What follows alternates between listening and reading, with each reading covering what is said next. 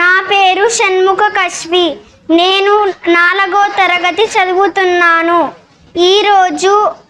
ఈరోజు నేను స్పీచ్ చెప్పబోతున్నాను. మనకు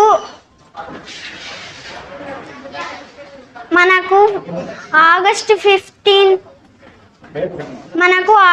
15వ తారీఖు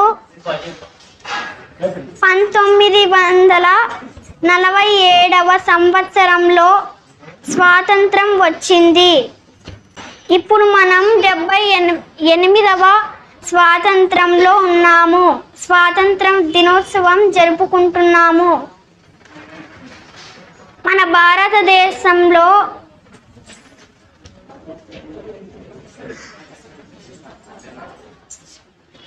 భారతదేశంలో స్వాతంత్రం రావడానికి ఎంతో మంది వీరులు పోరాటం చేశారు. వారి ప్రాణత్యాగం కూడా చేశారు. వారి త్యాగ ఫలం మన స్వాతంత్రం.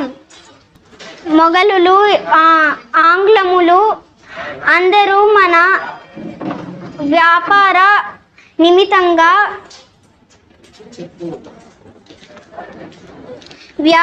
నిమిత్తంగా మన దేశానికి వచ్చి మనల్ని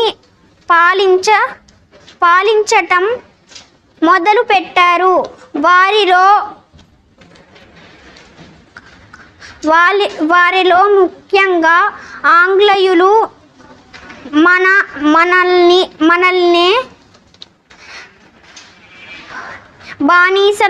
బానిసలుగా చేసి హింసించసాగారు.